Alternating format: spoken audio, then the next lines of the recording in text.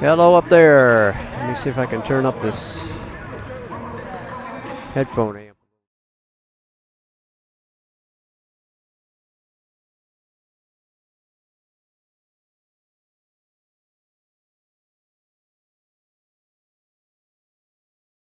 I mean, this crowd's just going to get nuts, so.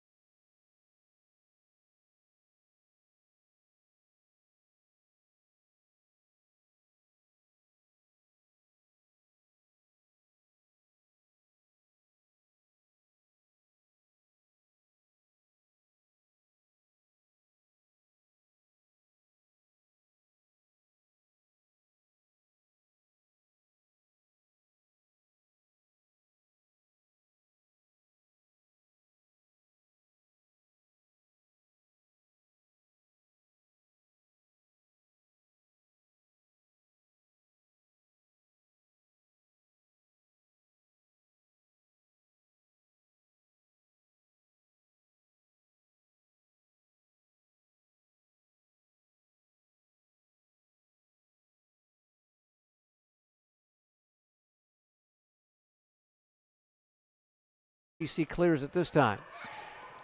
The Bobcats on the attack, down by 8. Here's Storms, pushes it back out to Brie. Down right side now, shot no good by Cleveland, and then a held ball call as Sydney tied up the Flagler St. Robinson. And the ball will stay in the Bobcat possession. Kiana Wesley will check back in now for Brie Davis. And the Saints made a change as well. We'll check on that. We get it into Wesley, and Wesley tries to get it to McGriff's hands. McGriff fighting Wade, gets the basketball. Back up top to Kenyatta Storms. Looks for the play call from Coach Mo. 5.5 to go in the second quarter. GC trailing by 8. Storms top side, spins it back to McGriff. McGriff dribbles right of the lane, jumpers up, good. Nice jumper by Aaliyah McGriff. 6 points now for the Bobcats' leading scorer. GC within 6. Alford delivers it up top to Robinson. Robinson going man-to-man against Sydney Cleveland. Down low they go. Ball loose on the deck, and it rolled on the end line out of bounds off Kenyatta Storms. Nope, it's out of bounds, off Flagler, they say. So Flagler will give up the basketball. The Bobcats get it back with just over 5 minutes to go. 27-21, Flagler with the lead. Adabi is back in at the post for the Flagler Saints. That'll bring Drinan back in. Don't want to have a huge mismatch. Tasia Wright plays much taller than, she's listed as 5'10", and that's, you know. I'm the guy who puts together that roster. I know. So. You're told what to say, right?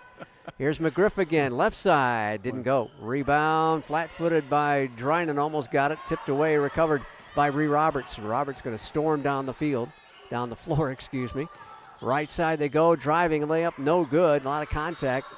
Ball knocked out of bounds off Flagler. And we got our under 5 minute timeout here with GC trailing Flagler 27-21. And we'll take a timeout. Sure. A full one or half a one? Well, this will be it'll be a full. It'll be a full. All right, let's do a full. 60-second break on the Bobcat Broadcast Network. We often get the question, where does the money go?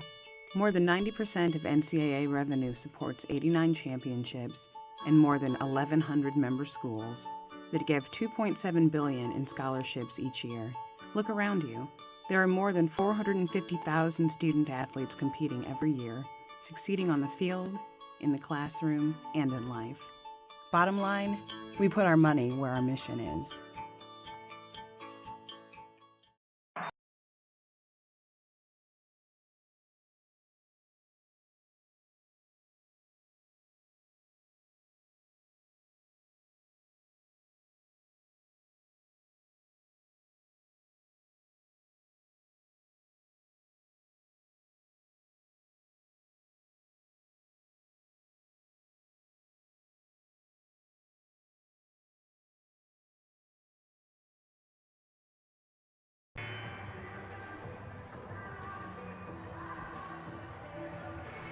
Shooting stats dropping a little bit for both teams. GC at 38.5% now at 10 out of 26 for Flagler. They're at 40%, 10 out of 25.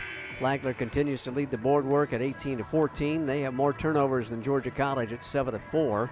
Yeah, I think it's those turnovers that are really the only thing that's keeping us in this ball game so far.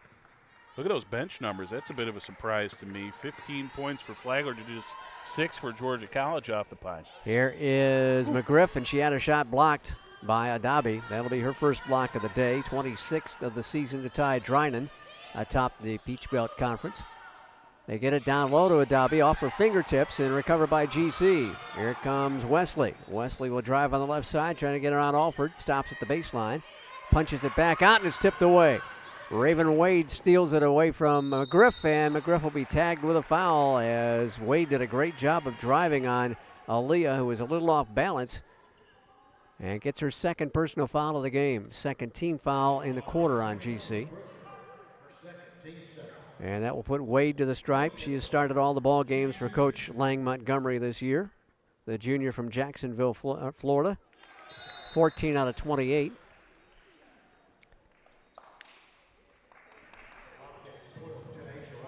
First free throw falls in. McGriff has to come out with the 2 fouls as Wright will check back in. Second free throw attempt by Wade is perfect, and back to an 8-point lead to match their biggest advantage of the ball game. Storms to Shea Tarver. Back to Storms against the pressure man-to-man. Roberts picking up Storms.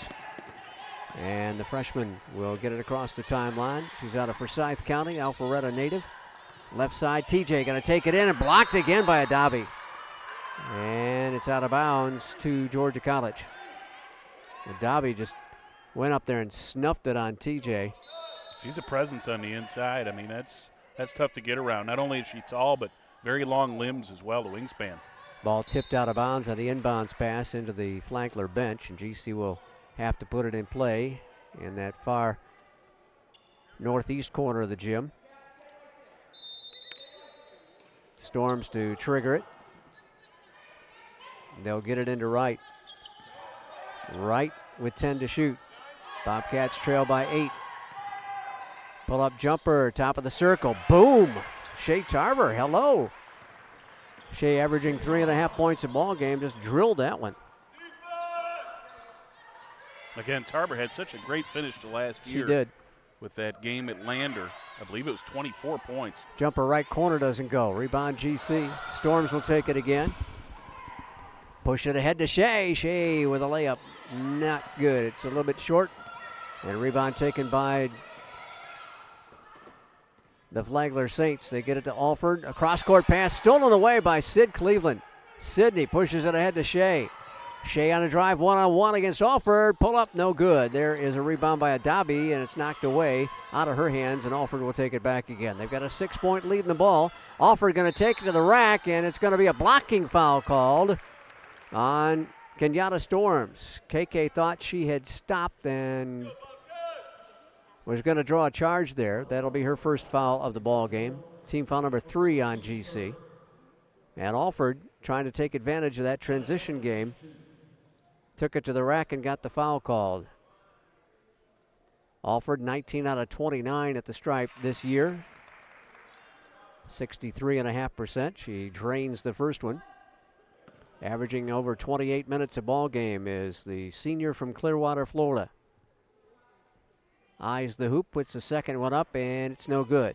Lead is 7 for Flagler. They take it away, get it inside, and lay it in. A turnover by the Bobcats, and the Saints just gobbled it up. Maggie Flynn got the loose ball, got it off to Wade, who rolled it in off the window. They got a 9-point lead, their biggest so far of the day. Drying high left side, going to try and get it to Wright. She does. Wright off the window for 2. To Asia Wright, gets her 5th and 6th points of the ball game. Bobcats now trail by 7. A little over 2 minutes to go before the break. Alford into the right baseline. Jumper away. Good. A 3-pointer by Brie Roberts. She knocks home her 2nd of the day and 15th of the season. And it's a 10-point Flagler lead. Under 2 minutes to go in second quarter action. GC's got to contest some of those shots. And here's Sid to try to answer. The 3 ball is good. And Mo will call a timeout. We'll stay here as Sydney Cleveland knocks in her first 3-pointer in a few minutes and her 2nd of the day. That'll give Sydney 14 for the year. So the mathematics major from Gainesville traded 3s there with the Flagler Saints' Brie Roberts. So just a 30-second timeout, so we'll stay here. The Bobcats will be on the road the next couple of ball games, playing Wednesday at Georgia Southwestern. And then they'll make the long trip to UNC Pembroke for next Saturday. And then finally, the Bobcats will return to action here at Centennial. Other Peach Belt Conference ball games today. Aiken is at Columbus. Francis Marion at Young Harris. Lander at Georgia Southwestern. Augusta at Clayton State. UNC Pembroke at North Georgia. As everybody gets back to work after the Christmas break. Flagler will bring it up the floor with Rock handling the rock. GC's going to shift into a zone now. Minute 38 to go. 7-point Flagler lead. Right side is Brie Roberts. Back to Rock. Tatiana drives. Free throw line extended left. Back up top now to Wade. Wade circles to the right baseline. Flynn tries to get a little separation. Pushes it to Roberts. Gets it back again. Down low they go. Now up top. Then a traveling violation called on Raven Wade. She took a step before putting the ball on the floor. Tiffany Hodge will return to their lineup. They'll get Kara McKissick in the ball game for the first time today, a sophomore from Orange Park, Florida. All the Flagler Saints are from the state of Florida. Not a single renegade out-of-stater. GC trying to whittle away a 7-point deficit. Storms brings it across, crossover dribble, gets a pick, swings it left side. To Shea Tarver. High post it to right. Now back out to Tarver. Creates a screen again. Tarver going to drive in, and it's blocked again by Adabi. That's her third, and it's picked off at midcourt by Kenyatta Storms. Storms gets it left side to Shea Tarver. Down low we go to Drinan. Back outside. Shea for three, and it's off the mark. Adabi gets another board with 44 seconds to go in second quarter action. 35-28, GC trailing by 7. Bobcats need to get a stand here. They will get a chance to get the basketball back. 16 seconds or so between shot clock and game clock. Shot away, but Adabi gets the miss. Gets it back inside to Hodge. She gets the hoop and the harm.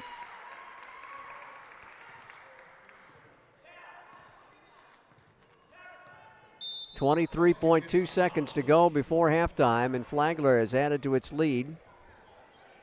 It's 37-28. Foul was put on Shea Tarver, her first of the contest. It'll be Hodge at the line, 16 of 21 for the year, and she follows up the basket with a free throw. Back to a 10-point lead for Flagler. GC can use the final 20 seconds as they get to midcourt. Cross the timeline. Now to Storms. Storms out near the midcourt logo. 11 seconds to go. Gets a screen from Drinan. Back out to Drinan. Emily's shot good. Aaron, excuse me. Sorry, Aaron. And the Drinan fans. 38-30.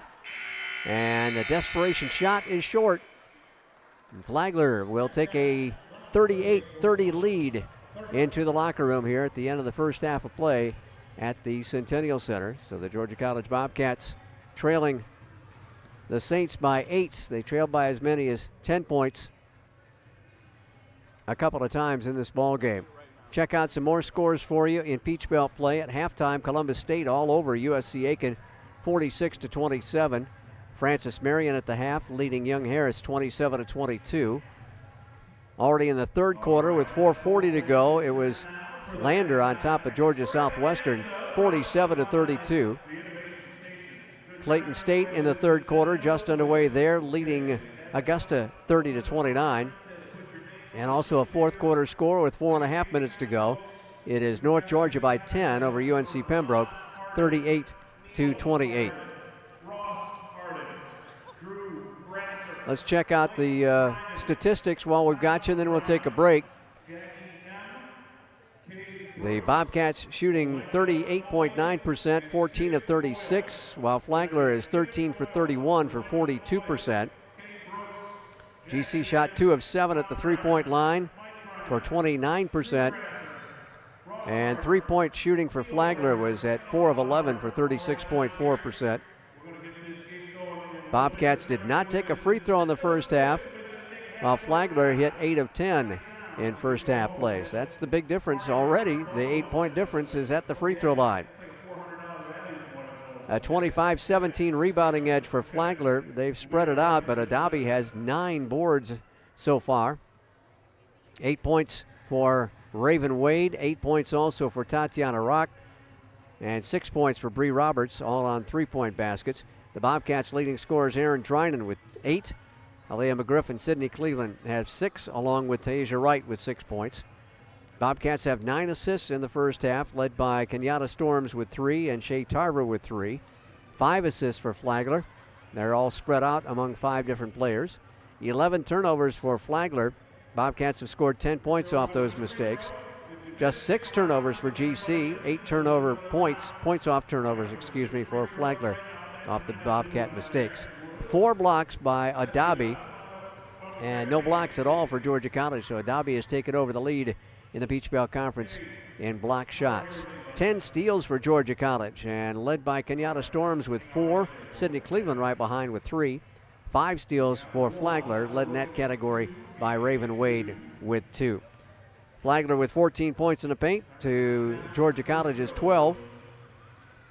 Flagler with 7 second chance points. GC had 4, and their bench outscoring the Bobcat bench at 15-10. Biggest lead for the Flagler Saints, 10 points a couple of times. Bobcats had an early 6-point lead in the first quarter, but that vanished as we headed down the stretch in the first quarter, and the Flagler Saints have held on to that lead all the way through, and we get set for second half play here at the Centennial Center. So we'll take a break, and we'll come back with about 5 minutes before the second half is to resume. So we'll take, about a 6-minute break or so, and we'll be back with you from Centennial in just a few minutes. Bobcats trail Flagler 38-30. You're listening to the Bobcat Broadcast Network.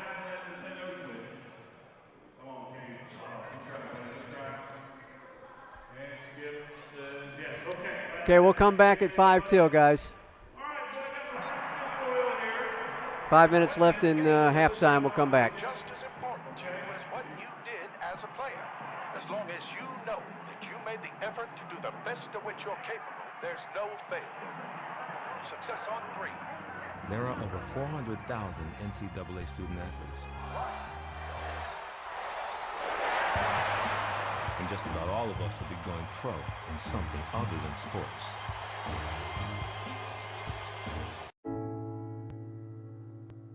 I guess sometimes things just happen. Devastating things. Your whole world changes in an instant. That's what happened to me the day my mother had a stroke. I'm Paul George, and I want you to spot a stroke fast. F, face drooping. A, arm weakness. S, speech difficulty. T, time to call 911. Protect the ones you love. Spot a stroke fast. Change is constant. Technologies, careers, society. Georgia College is not about landing your first job. It's about preparing for success in a changing world. From the moment you step on campus, you have an immediate sense of belonging. At Georgia College, learning takes place all around us.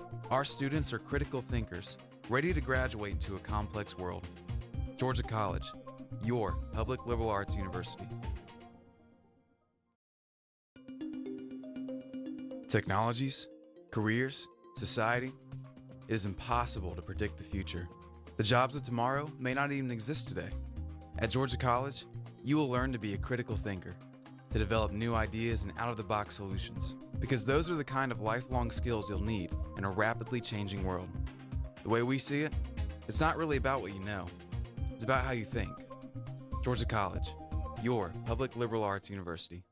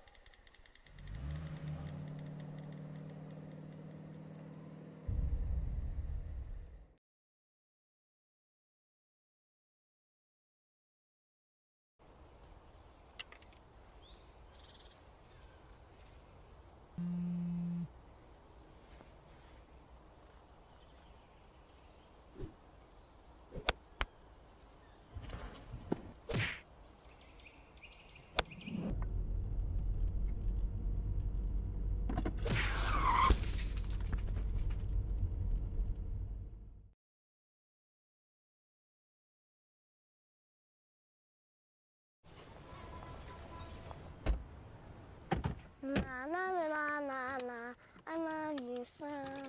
I love you, I love you. La la la la, la la la la la la la. We're here. Yay! It's a short drive from your neighborhood to your naturehood, To find a neighborhood park or green space near you, visit discovertheforest.org. Hey, Banks. Have a seat and let me make you uncomfortable. Up those grades, son, or the only position you'll be playing in college is sitting on me. You're still awake? Have a seat on old Mr. Bench. At least your buns will fall asleep. Is this the one about the high school hotshot who gets benched in college? Hey, Manty, move down. It's a tearjerker! We often get the question, where does the money go? More than 90% of NCAA revenue supports 89 championships and more than 1,100 member schools that give $2.7 billion in scholarships each year. Look around you. There are more than 450,000 student athletes competing every year, succeeding on the field, in the classroom, and in life. Bottom line, we put our money where our mission is.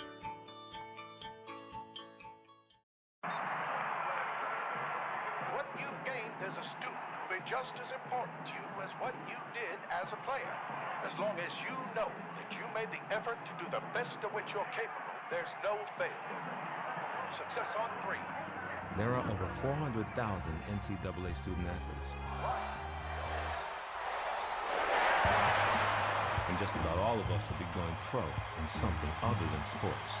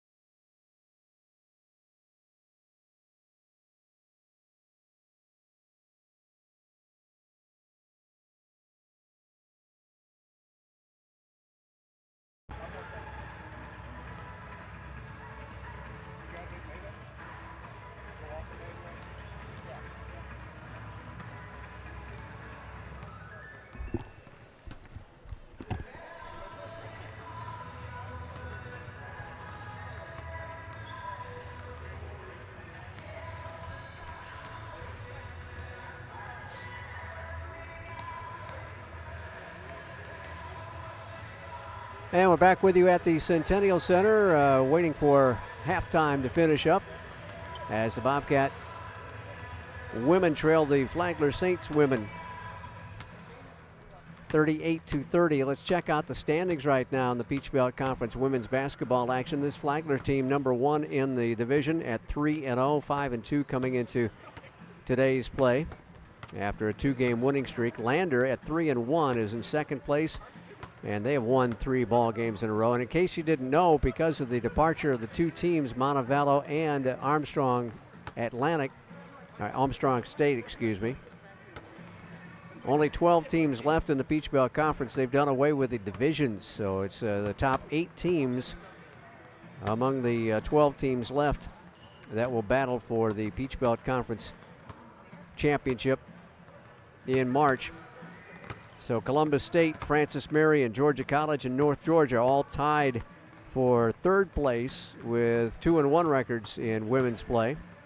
Columbus has a 4-3 record. Francis Marion has won 2 in a row. They're 5-3.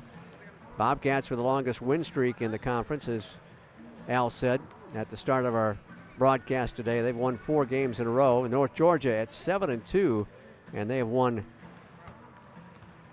their last time out, I should say. Then come 4 teams that are 1-2: Augusta, Clayton State, Georgia Southwestern, and UNC Pembroke, all at 1-2 on Peach Belt play. Augusta stands at 3-4. Clayton State is 4-5. Georgia Southwestern is 4-3, and Pembroke is at 3-4. Young Harris is at 1-3 on the season so far on the belt. At 4-7, they've lost 3 in a row, and USC Aiken has the longest losing streak right now. The Pacer women have lost 4 in a row. They are 0-3 in Peach Belt play and 3-6 overall. Told you about the ball games today. Coming up on Wednesday, the Bobcats will be on the road at Georgia Southwestern. And this Flagler team will be back home in St. Augustine to take on Augusta. Also on Wednesday, it'll be Francis Marion at USC Aiken, Young Harris at Clayton State, UNC Pembroke at Lander, and North Georgia at Columbus State. As everybody gets cranked back up again for the regular season, it's all Peach Belt play for the Bobcats, at least the rest of the way throughout the course of what's left of this 2017-2018 season. That's a good point, Scott. I wonder if there's many non-conference games left. Now, again, that schedule is moved to playing everybody twice. There's no divisions, the East and West, that kind of adds in some extra ball games. You don't really have the opportunity to schedule those non-conference contests. I see one Monday for Francis Marion here on the men's schedule against St. Andrews, but I'm curious how many of those are left on the schedule. Probably yeah, I imagine a lot of those games are played early on in the classics or tournaments that they have. Get a chance to play a couple of ball games at an away site. Non-conference action, not as many ball games this year because you have 22 contests against conference teams this year. So, yeah, again, that's to make up for the loss of a couple of schools. Montevallo transferred back to the Gulf South Conference, and then, of course, the loss of Armstrong as well. Armstrong State getting consolidated there with Georgia Southern. I did see a very nice letter to the editor type of thing in the Savannah Daily News that was posted by Chad Jackson, the former SID there at Armstrong, that the president, with a lengthy, just kind of some prose about what a shame it is that Armstrong State no longer exists, Armstrong Atlantic, whatever, right. you whatever want they to call called it. them last They had a few names sort of like us during their time frame. But I did see also that Chad, which is my counterpart there, of course, so I know him very well, he did get inducted in their last class of Hall of Famers as well. That's great. I did what not I was see told, the largest ovation was for him as well, so that made me feel good. And Chad's a valuable colleague.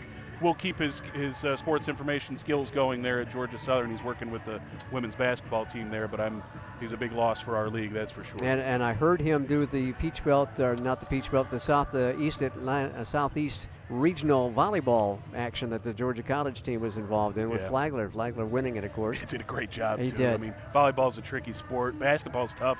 It's just the speed and with which the ball changes hands and things like that.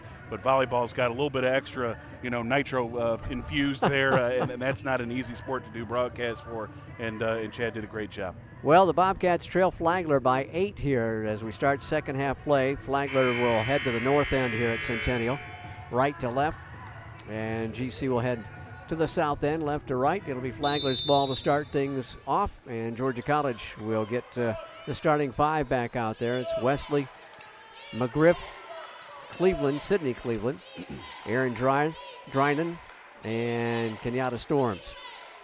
Flagler across the top of the circle. Brie Roberts drives and got a foul on the floor. And it's going to be charged on Kenyatta Storms. That'll be 2 on KK. She's got her hands full with Roberts defensively here. Alford inbounds. Dribbling on the top of the circle now is Roberts. She circled all the way around, gets it off to Alford. Alford tries to get around Wesley. They post it up to Hodges. Back up top. Now to the free throw line. Alford going to drive, scoops it up, didn't get it, but a foul. And GC whistled for its second foul in just over 30 seconds of the third quarter, and it's Wesley called for her first foul. Vastly different than the start to the ball game. I think we got until like the final 2 minutes of the first quarter before there was a foul call on either team. Alford knocks down the first free throw, gives them a 9-point advantage now. Again, with the bonus at 5, you get there a little bit quicker than you do in the men's game. Second one is also good. Alford dropped them both home, back to a 10-point advantage. GC's got a hill to climb here in the second half. Storms delivers it up top to Drynan. Now to McGriff. McGriff passes off left side. Sid's going to pop a 3, and it's off the back iron, but it's recovered by Wesley. Gets it down low to Drynan, and Drynan hurried her shot, missed a second one, and gets tied up, I believe. Held ball will be called, and GC will have the basketball. Looked like she might have gotten bumped a little bit there, but not enough to draw a foul call. Just enough to sort of misdirect that shot a little bit and give it another try. Unfortunately, couldn't get either to go. 28 on the shot clock. We'll get it in on the left sideline. Now back up top to Sydney. Cross-court pass to Storms. 20 on the shot clock now. Storms comes around a screen, goes to the top of the key. Back off to McGriff. McGriff for a long two, and it settles in there. Found just about every inch of iron it could. Yeah, I thought that was going to rattle out left, but it's a nice soft touch there from the senior McGriff, and she knocks it down. And McGriff now with 8 points in the ball game. She tries right for the leading, and an offensive foul called. Put that on Hodge, her first foul of the ball game. They did not get many whistled against them at all in that first half. As a matter of fact, that's their first foul charge to Flagler all day. And we had to go on a minute and a half into the second half to pick up a foul against the visitors. We are at home, right? Okay. That home cooking, huh? Okay. Left side, back up top to Storms. Storms gets a screen, pushes it right side now to Cleveland. Back up top to Kenyatta with 6 to shoot. Nice crossover dribble, gets it down low, and ball held, and again, jump ball called. It'll favor Flagler this time. Yeah, low bounce pass there for the 6-foot Drinan. She had to go down and get it. It was a little bit easier for the Flagler player to get that tie up. Good thought by Kenyatta, but sometimes you got to get those passes a little higher. 8-point lead for Flagler. They've got the ball. We played over 2 minutes here in the third quarter. On the right wing, Roberts back to the top of the circle to Robinson. They get it down low to Hodge. Hodge against Drinan, and it's in and out. Oh, my. Looked like it was going to fall. Strong look of disappointment there from Hodge. It was about halfway down. She should get a point for that one, I think. Back up top. Long ball. It's long, too, for Aaliyah McGriff. She's in double figures with 10. Yeah, first score on either team in double figures now is McGriff. GC back within 6.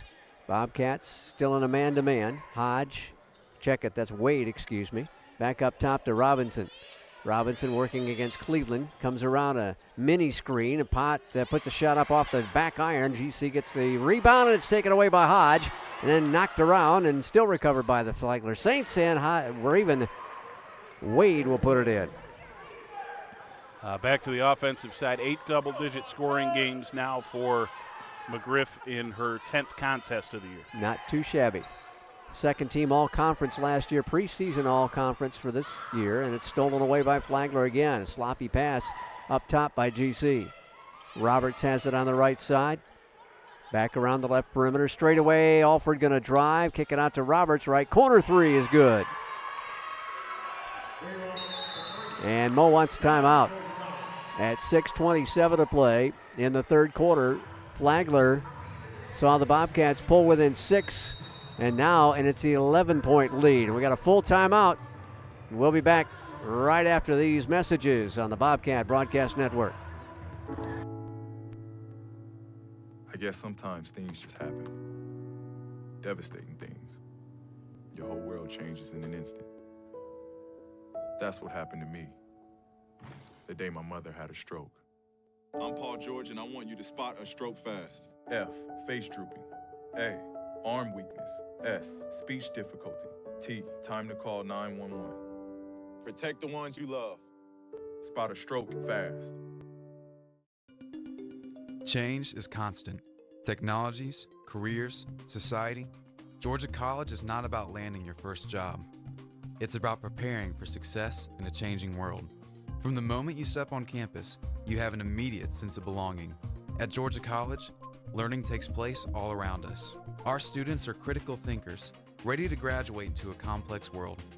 Georgia College, your public liberal arts university.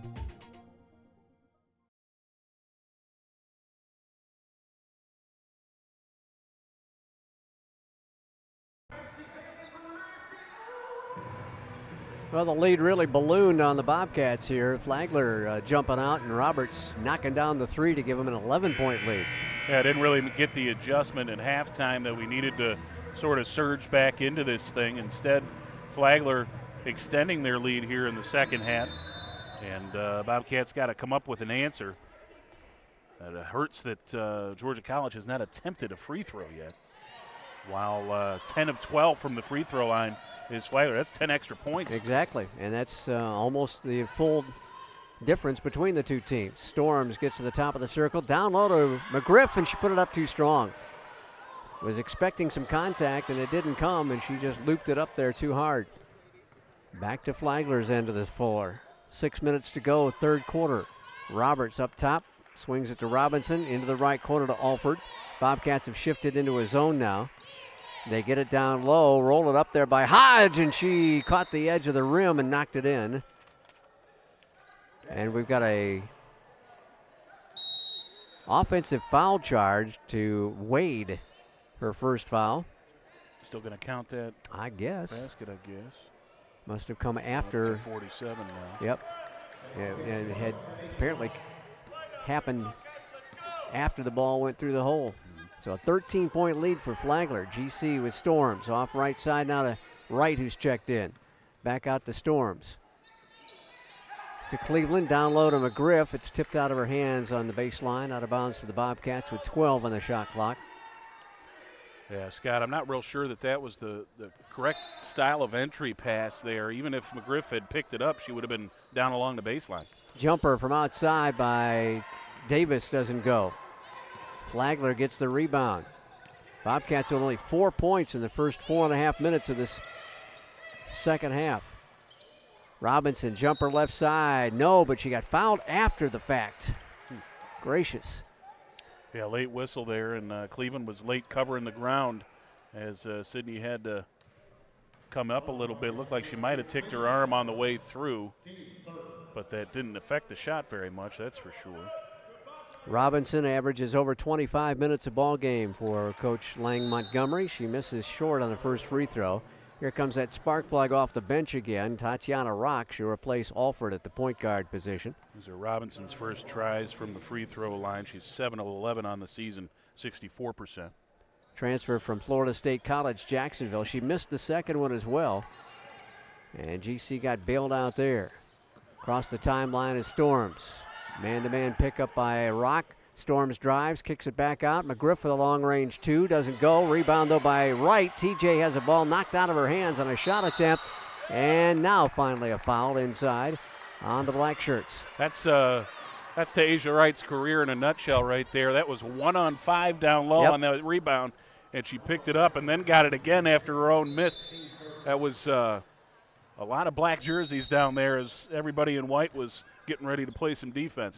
Wade gets called the second time for a foul. We've got a timeout, our under 5-minute timeout. Back in a moment to the Bobcat Broadcast Network.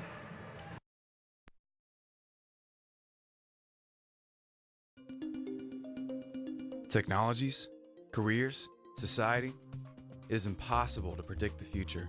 The jobs of tomorrow may not even exist today. At Georgia College, you will learn to be a critical thinker, to develop new ideas and out-of-the-box solutions, because those are the kind of lifelong skills you'll need in a rapidly changing world. The way we see it, it's not really about what you know. It's about how you think. Georgia College, your public liberal arts university.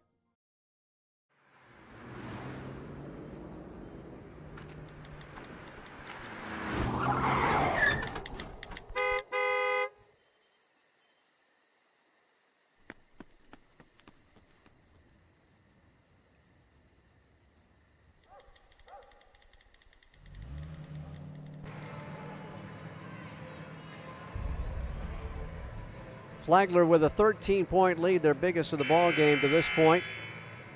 GC shooting just 25% the second half, 2 of 8, while Flagler's at 40%, 2 of 5. They've got a +3 on the boards at 27-24. GC with 8 turnovers, 12 for Flagler.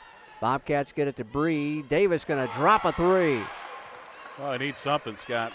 That might be what the doctor ordered there. Get a pure scorer in there like Brianna Davis who can put up points in a hurry. Looks like we're going 2-3 zone now on the defensive end. Maybe mix things up there as well. 10-point lead for Flagler. Ball deflected, stolen away by Kenyatta Storms. Storms comes down the floor, right side, tries to push it ahead to Davis. Got tipped out of bounds near the baseline. So we picked up the tempo just a little bit, and that was one of the things I think Coach wanted to do. Scott, taking a look at those turnovers, we've caused more as now it's 12-8 in the turnover number, but the points off turnovers, they're beating us 11-10, so we're not taking advantage of those extra possessions. Into McGriff, turnaround jumper left of the lane, no good. Adabi is back in after the timeout, and she grips that rebound. And there you see an empty possession off of a turnover there. Didn't come up with any points despite the steal by Storms over here. Adabi coming off the bench with now double figures in rebounds. That was her 10th board of the game. Rock gets it off to Roberts. Now to Hodge. Back around the left perimeter. Back to Roberts. Her three won't go. And Cleveland tried to track it down. It got grabbed away, though. Nice job by Rock getting in there. Ball tipped away. Blocked by GC. Down the floor, one-on-one. McGriff going to float it up there too strong. Great effort, got to finish. Down by 10 of the Bobcats with 3:40 to go, third quarter. Free throw line jumper way off the mark, got rushed a little bit. And GC gets it on the miss. So quickly ahead to Davis, and Brie going to knock it in off the glass. And GC has trimmed it back to with an 8-point deficit. Rock will bring it in, swing it left side now to Maggie Flynn. Back around the top of the circle. On the right elbow, now straight away. This is Hodge on the left side. Adabi going to kick it out. Right side, glass ball, and a three by Roberts, and GC gets an easy rebound. Cats on a run a little bit here. 3 minutes to go, third quarter, down by 8. Try to cut it down some more here, this trip to the south end. Drynan going to take a long two, and she dropped it in. And that's going to force Coach Lang Montgomery to call the timeout. Georgia College on a bit of a roll here. Yeah, nice little surge there. Got it down to a 2-possession game now. It's a 7-0 run by the Bobcats. It's a 30-second timeout, so we'll keep it right here. So Georgia College getting it done down the floor a few times. Got the transition game going, and the shooting has picked up immensely here in this last couple of minutes. Yeah, a bit of a surprise, as that is the bread and butter for the Flagler squad, as you mentioned in the pregame, that transition game. Double-figure scoring now for Erin Drynan. She's got 10 points, and that's her 6th double-digit scoring game of the season. So good start for her in her first campaign in blue and green. Young lady out of Chicago, Illinois, from Mother Macaulay and Moraine Valley Community College, both in Illinois. Third-team All-American in community college play. She led the nation in blocks and was second in rebound for Moraine Valley. Yeah, rebounds per game, 15 and a half. Can you believe that? That is a lot of rebounds. 2:44 to go. The Bobcats with a 7-0 run will try to shut down Flagler this trip down the floor again. Here's Hodge high on the right side. Into the right corner to Kelly. Posted up to Adabi. She draws triple team coverage. They sagged in on her. Here's Hodge again. Hodge jump step off the window. That's a bucket, the first time in a while for Flagler. 49-41 now. Shea Tarver off to Drynan, and Drynan missed it. A rebound by Flagler. Well, just when the Bobcats starting to pop some, all of a sudden it'll get a little cold, and now a foul at the north end of the floor on GC, and that'll go on Storms. That's 3 on the Bobcat point guard. The difference, Scott, is it appears as though the Saints able to take advantage of those cold spells, put up some numbers while we're having trouble on the scoring end. KK has to go out. Sydney Cleveland comes in for her. And we'll see probably Tarver or Davis take over point guard duties. On the dribble between the circles is Rock. Gets it left side to Kelly. Into the left corner. Down low off the left block. And a traveling violation on Adabi. She was picked up that time by Sydney Cleveland. And Sid made her move before she put the ball on the floor. A couple members of the Drynan family here in attendance. Wow. Saw them at halftime during our shoot around for the Nintendo Switch. Nice to have Dad him here. And brother, I believe. Jumper by Sid is good for 3, and the Bobcats make it 49-44. Cleveland up to 9 points in the contest. They're both probably about 6'7" plus. That's a tall family. Big doorways in the Drynan house. Exactly. Long beds. Under a minute and a half to go. High right side. I would imagine they played some ball themselves. High posted to Dobby, back out. Kelly going to launch a three. It won't go. Rebound by Wright. Quickly ahead to Davis. Brie going to take it to the rack, and contact. Basket's good. Foul called on Flagler.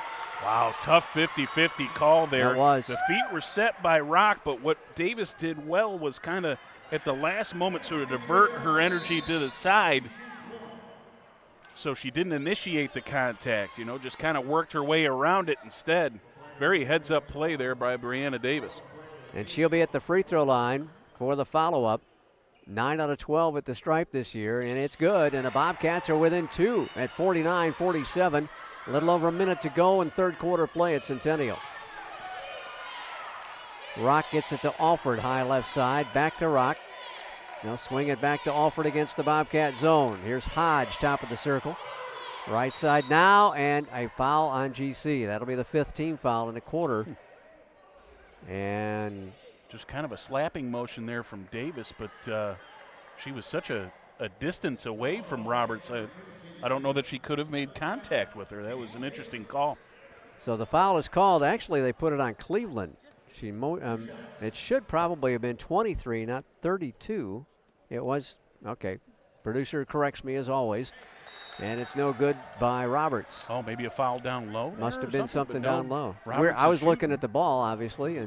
And she was the one receiving the ball. Yeah. Not sure what exactly took place there. Drinan will sit out as GC gets a sub in, and Roberts missed them both, so we got bailed out there. And Georgia College, under a minute to go, can tie or take the lead on this trip down the floor. Shea Tarver is the point guard. Tarver with 40 seconds to go around the left perimeter.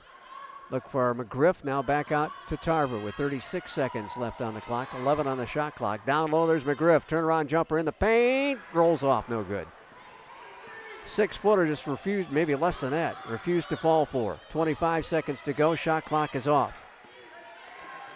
They'll go for one last shot, leading by 2. Flagler with Alford to Rock. Back to Alford around the top of the circle, high posted to Wade with 10 seconds to go in the quarter. Back to Rock with 7. Rock going to drive left side of the lane, and she traveled but got away with it. Ball knocked away. Here's McGriff. McGriff ahead to Davis. Davis with a layup, and it's no good. Chance to tie at the end of the third quarter, and it goes awry. Bobcats had a great run down the final couple minutes of that third quarter. We'll be back in 60 seconds.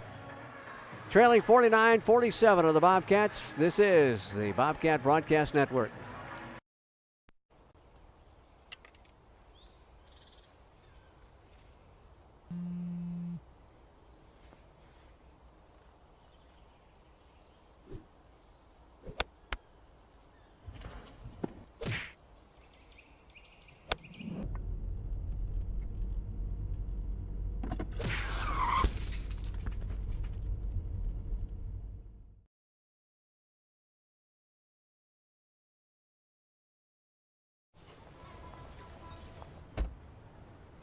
Na na na na na na, I love you so.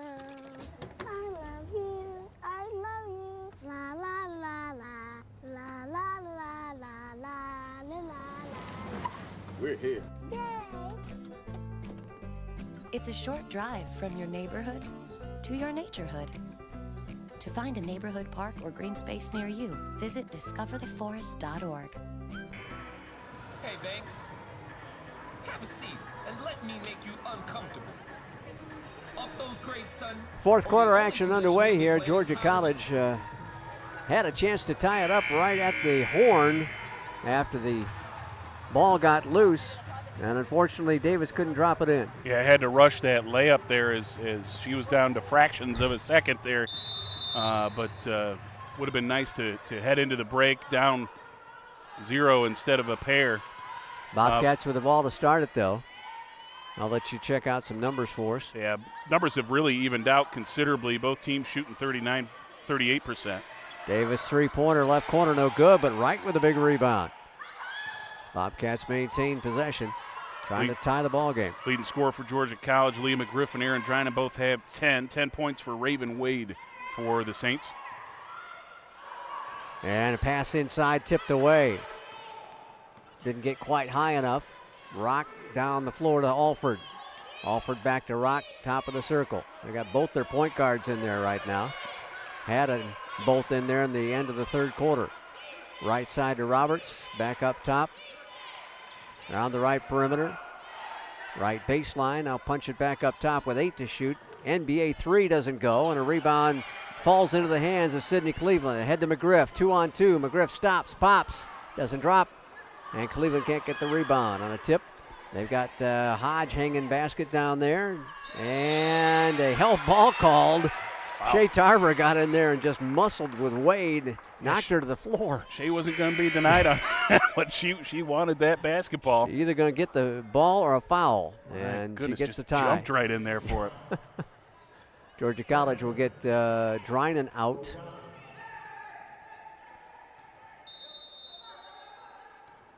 Flagler still maintains possession on the alternating possession rule. Rock down low off the left block.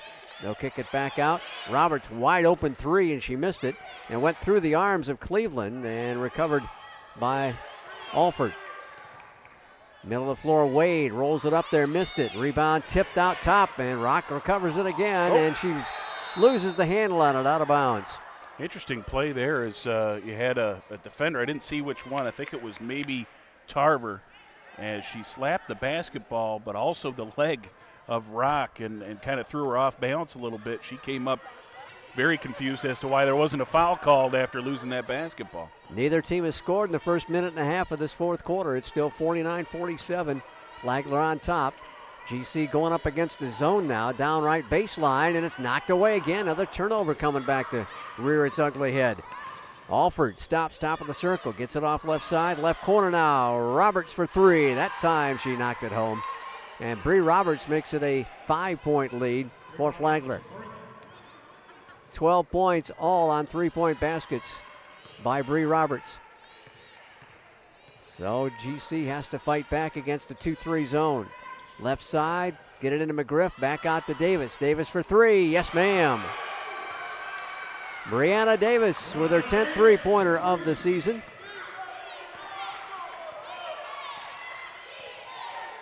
And Georgia College back within 2 again as we match 3-point shots. On the left wing, back straight away now to Alford. Here's Rock on the right side, back to Alford against the Bobcat zone. Now swing it left side to Roberts. 9 on the shot clock. Roberts going to take a contested 3. She didn't get it. No. A foul is called on Georgia College. Well, holy smoke. What's unfortunate is that type of call has been there for the Saints in this ball game, so you got to make the adjustments defensively. You can't be that close on the shooter after the shot, so unfortunately Davis going to get dinged here, and 3 throws coming. So Roberts up to 13 points now as Davis got whistled for her first foul of the ball game. Drinan and Storms ready to check in after the second free throw by Brie Roberts, the senior from Santa Fe College out of Dade City, Florida. Wright will depart, so will Tarver for Georgia College. 53-50. Roberts will line up her third free throw, and this one rattles off the front rim and down. And it's a 4-point lead now for the Saints. GC facing pressure. Storms off to Davis, back to Storms.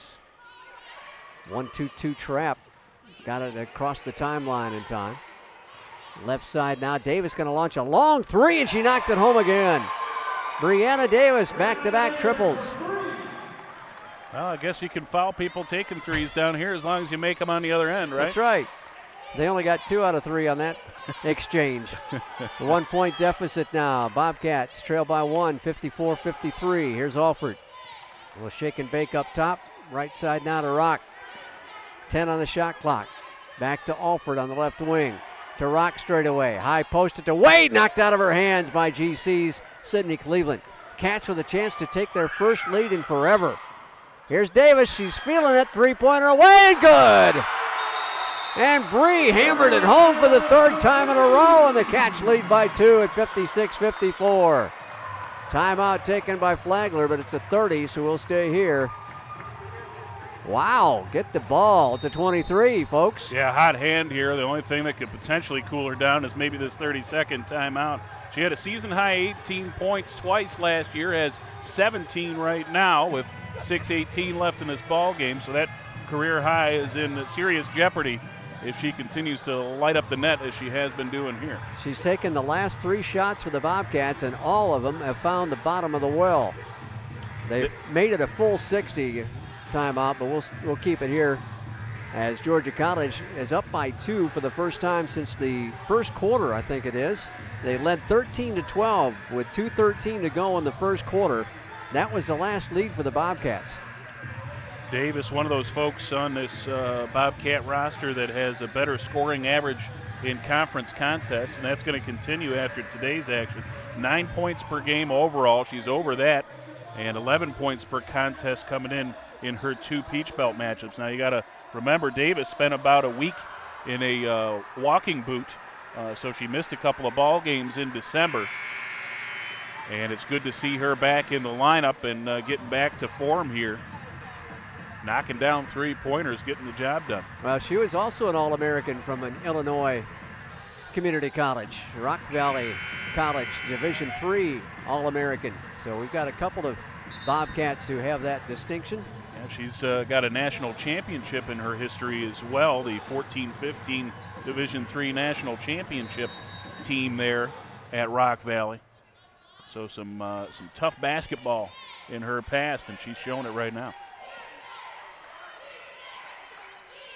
6:10 to go. Bobcats protecting a 2-point lead. They get it to Wade, middle of the floor. She floats up a 10-footer and drops it in. Oh, good answer there for the Saints. That's, coming out of the timeout, you want to stem off that fire that the Bobcats have burning. That's a good way to do it. Flagler has shifted back to a man-to-man. Drynan left side now to Davis. Davis circles around, goes right side, inside the paint, offensive foul called. She just delivered a little haymaker there. You probably could have seen that offensive foul from Rockford, Illinois. That was just a nice little push-off with the offhand there. Second foul on Brie. Well, she got her money's worth, right? Yeah, not messing around on that offensive foul. She was making some space. Tied up at 56 with 5.5 to go. Alford delivers it up top, knocked away from behind, and GC's got it. It storms. Kenyatta dribbles to the right side, now to Cleveland. Cleveland going to launch a 3, and it's in and out. No white shirt to rebound. Flagler covers it. They'll push it ahead down the floor. Right side into Alford's hands. Back to Roberts. Across the top of the circle, near side. Long 2 by Wade doesn't go, and GC kind of looked at each other. You want to take it? No, I got it. You don't see too many rebounds like that, just a sea of white shirts down low, and the ball actually hit the ground and almost twice before somebody pulled in the rebound. And the ball almost picked off. Rock has it rolled out of bounds off her hands. Rock has it rolled, very nice. Hey, well, sometimes you don't mean to do it, but it just happens. We'll take it when they come. That's right. Under 5 to go now, 56 all, GC and Flagler. And Rock steals the inbounds pass, going to go against Storms one-on-one, lays it up left side. That time she did roll that layup in, and it's 58-56. Stoppage in play by Greg Smith, our official. GC will have the ball, and 2 seconds are taken off the shot clock and the game clock. Don't know what the interruption was for. GC needs some help on the inbounds. We'll get it back to Davis. Brie will bring it up the floor. She's the point guard now with Storm still out there. And Brie thought about taking a 3 again, but passed it up off to McGriff now. McGriff going to take it in against a big girl and puts it up and missed it. Adabi made her adjust the shot at the last second. Jumper left corner by Roberts, alone for a 3. It won't go, and a rebound out of bounds off the Saints. Cats will get it back again, down by 2. Been lucky with Roberts. She's missed a few more 3s than I think she has in every contest coming into this ball game. I mean, we've left her open on quite a few occasions. She hasn't been able to knock them down. She came in hitting 1 of every 3 3-point attempts on the season. 4 minutes to go, down by 2, and you got a foul inside. Oh, a push-off by McGriff as she tried to get position. to get that pass into the lane. Yeah, kind of a 50-50 foul. Really could have put it on either player there. Unfortunately, Bobcats come up on the short end of the stick there. And that's tough because McGriff now has 3 fouls on her. 4 minutes to play, just under that now. Cats trail by 2, need a stop defensively. Got her with 3 and Storms with 3, both on the floor right now. And playing zone, Dobby inside, turns around against Drynan, doesn't go, and a rebound shot taken by Cleveland on the miss. Cleveland on her knees, fires it ahead. Great job to keep the dribble there and not get dinged for travel as she lost her footing. Into the forecourt is Storms, 3.5 to go. Storms comes around a pick, gets it back to Drynan, top of the circle. Drynan down low to McGriff. McGriff fade away over. Adabi got it to go down. Battle of wingspans right there, and McGriff comes up on top with the fadeaway turnaround. That's tough to block even if you are Adabi. Tied up 58 with 3 minutes and 8 seconds to go. High right side, now straight away to Alford. Left side to Rock, back to Alford against the 2-3 zone for the Bobcats. Alford penetrates, kicks it left side to Rock. She's going to drive, baseline left. Shot knocked away, recovered by GC. And then Storms is tied up. However, the arrow favors Georgia College. Great job there by Roberts to get in the passing lane and cause that arrow to flip now with 2:50 left in the ball game. Any tie-ups going to be a Flagler basketball from this point out. Davis and Cleveland sit down. Shea Tarver has checked in for the Bobcats. And Cleveland checks back in as well. Bobcats tied at 58. Tarver tried to get it up top and it's thrown away. Breakaway snowbird layup is good by Raven Wade. Another turnover and a costly one. And it's 60-58. Yeah, those turnovers on the perimeter are tricky because they can turn into immediate points on the other end. Tarver drives, kicks it back to Storms. Storms doesn't take the 3 ball. Gets it off now to McGriff. McGriff, free throw line runner, now comes inside the lane. Oh, she spun about 12 different ways and made it go. Yeah, the old Kevin McHale up and under there from the free throw line. You don't see that one very often. 60 all. Driving baseline left is Roberts. It won't go. Rebound GC, and then Roberts is going to get called for a retaliation foul. That's her first and the first team foul in the quarter on the Saints. Well, again, I mean, this Flagler squad, the only team undefeated in Peach Belt Conference play remaining. So we got some nice parity going in the Peach Belt Conference already. I mean, typically this time of year, you still have about 3-4 teams that haven't lost a conference ball game. And they got some good wins, too, including Clayton State in double overtime. Any team that beats Clayton State's going to be nasty. You know, I mean, they're going to be a tough team to beat. 60 all with 1:49 to go. McGriff for 3. Yes! You asked for it. You got it. She was 0 for 9 up until that point, right? You said it in the first half. She got one. First of the season for McGriff and a lead for the Bobcats with 1.5 to go. Adabi left side now to Alford. Comes around a pick from Adabi. Back outside to Roberts. Roberts 3 to tie. Won't go. Rebound into the hands of the Bobcats. Brie Davis. Davis gets it into the forecourt. Slows up the dribble. The Bobcats will try to take some time, and Mo will take a timeout with 1:17 to go. Scott, first 3-point bucket of McGriff's season and the second of her career. Wow. Up until this point, this year she had been 1 for 7 from long range. Came at a big time, and we'll step away for this break. Back in a moment on the Bobcat Broadcast Network.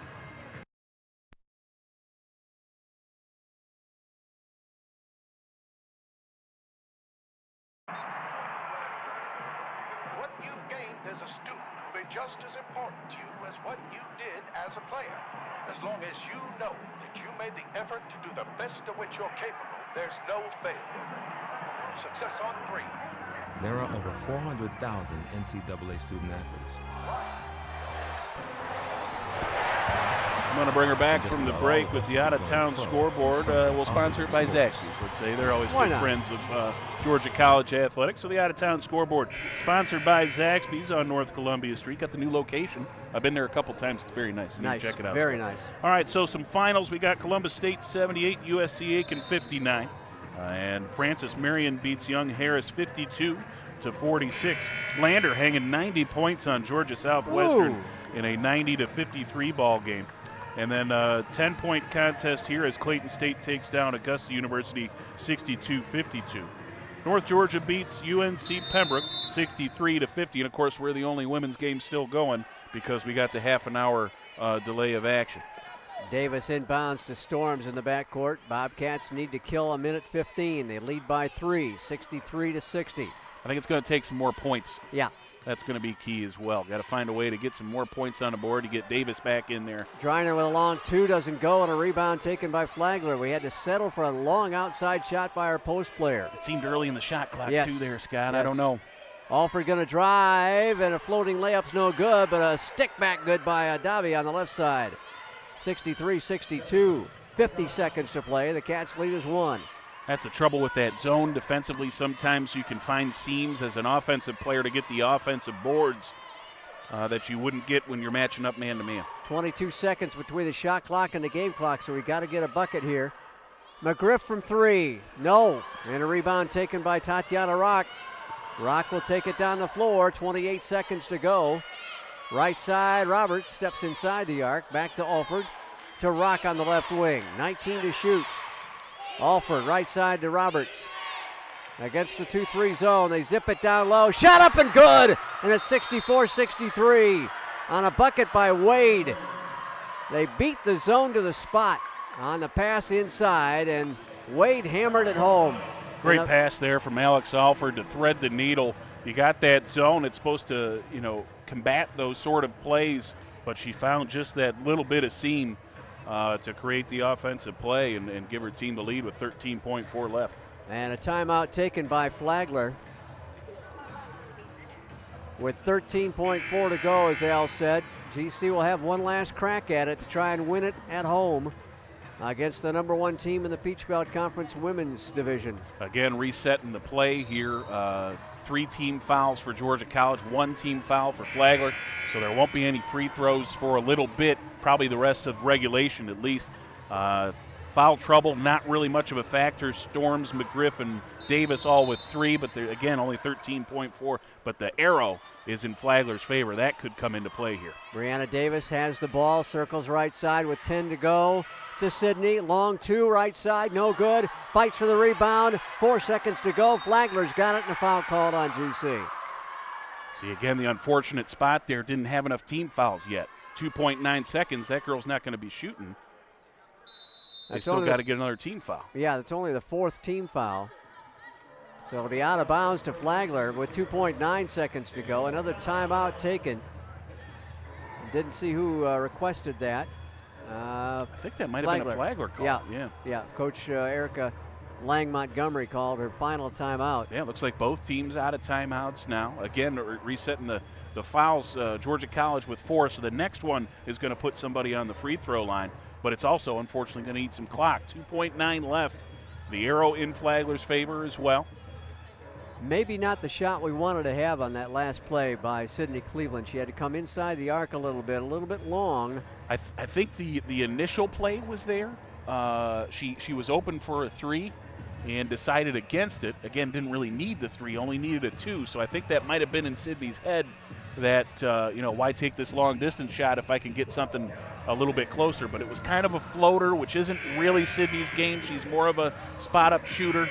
And again, just these last about 4 possessions or so, we've taken shots so early with lots of time where we could have worked for a bit better opportunity. They inbound it, and foul called on Storms, and Roberts will go to the free throw line with 1.8 seconds to go. Okay, Roberts 2 of 5 from the charity stripe here in this ball game.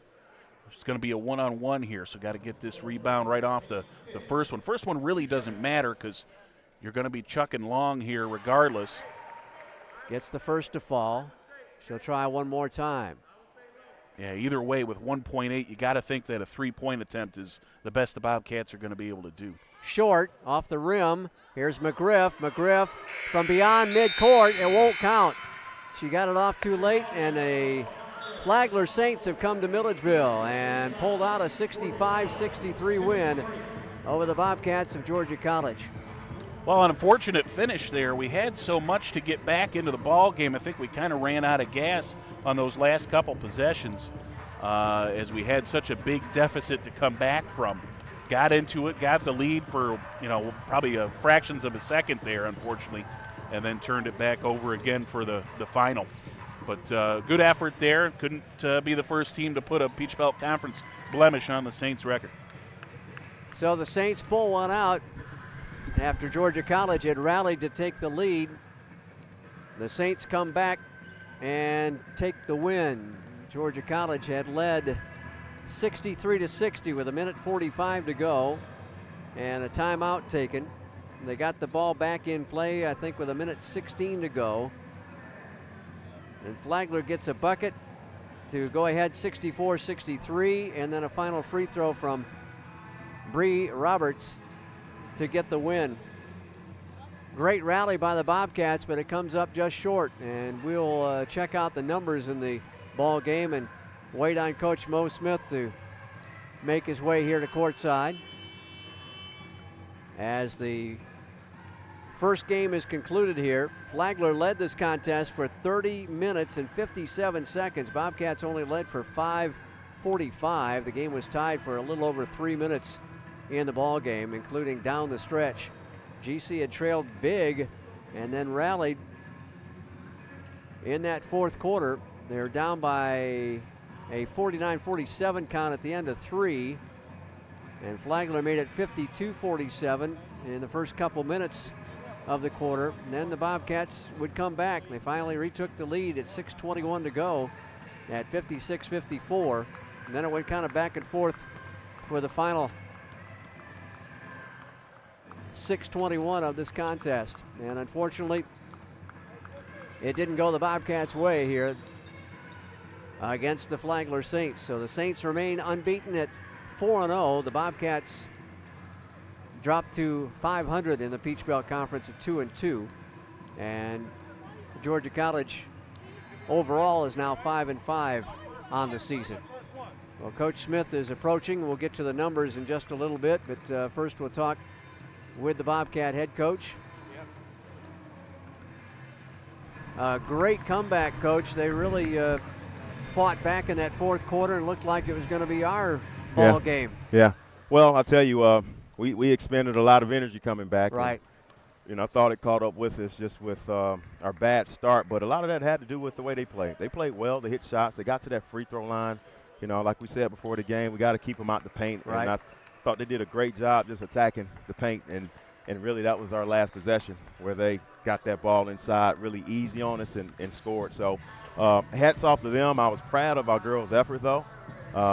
It was a really hard-fought battle, and unfortunately we came out on the losing end, but that's a good team right there. Flagler is going to be a top team in the conference. I mean, there's no doubt, I think, a top 2 or 3 team in this conference, and so we had an opportunity, and that's all you can ask for. So we're excited to kind of get back on the horse and play Southwestern. And, a lot of positives in this game, though, Scott. It was a lot of positives that we can take away from it and just kind of build from there. Well, Brie Davis put your team on her shoulders there for a few minutes, 3 straight threes to give us a lead. Yeah, and Brie has been out. She's been out for 2 weeks, and so she was a little winded a little bit, and it's going to be good to have her back, probably back in the starting lineup next game, and it's good to see her kind of back to normal. She just got to get her conditioning back, and once we get her back, we feel like we'll be pretty much at full strength. So a lot of positives. Hats off to Flagler, heck of a ball team, and we just got to build from it, Scott. Well, I know when we got the lead, the early going, as soon as we got the lead, we started shooting very early in the shot clocks. Yeah. I'm sure you didn't want to see that. No, you're right. You're right. The last, I think they were in zone.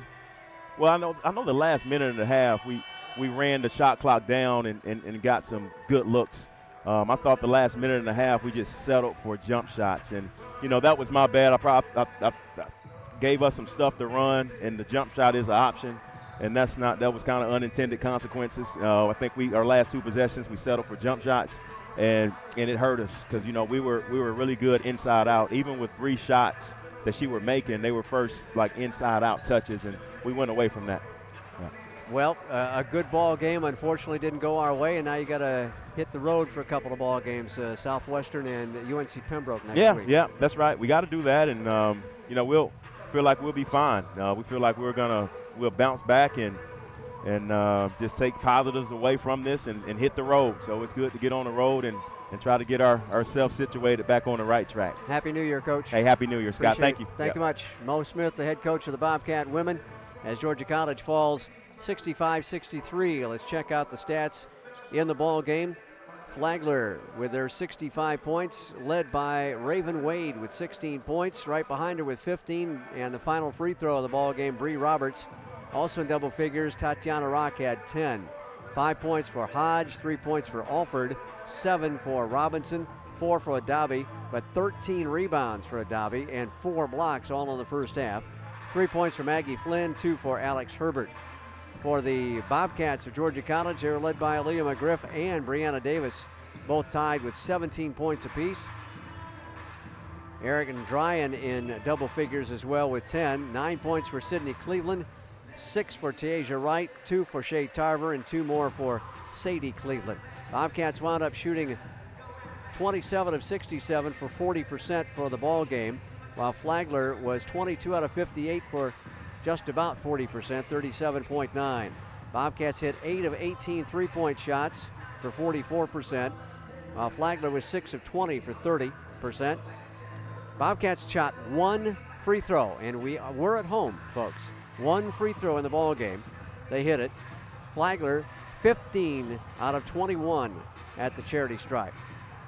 41 rebounds for Flagler, 40 for Georgia College. Flagler led by Adabi with her 13 boards, 10 apiece for McGriff and for Tasia Wright. So McGriff had a double-double on the day. 20 assists for the Bobcats, led by Kenyatta Storms with 8. She's the leader in Peach Belt Conference in assists per ball game, and she added to that with 8 dimes today.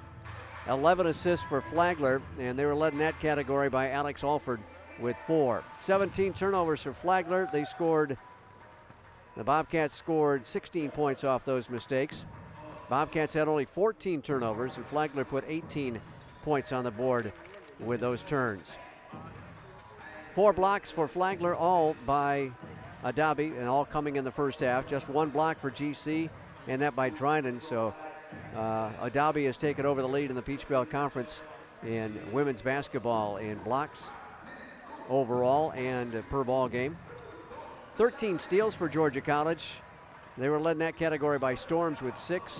Cleveland had 4. And Flagler had 11 steals, led by Wade with 4. So that'll do it for the women's contest. The Bobcats dropped a 65-63 decision to the Saints of Flagler, who remain undefeated in Peach Belt Conference play. We'll take a timeout. We'll come back with about 5 minutes on the pregame clock. So we'll take about a 12-minute break and be back with you for the pregame, get you set up for the men's contest. The Bobcats against the Saints from Centennial. That's coming your way next. You're on the Bobcat Broadcast Network.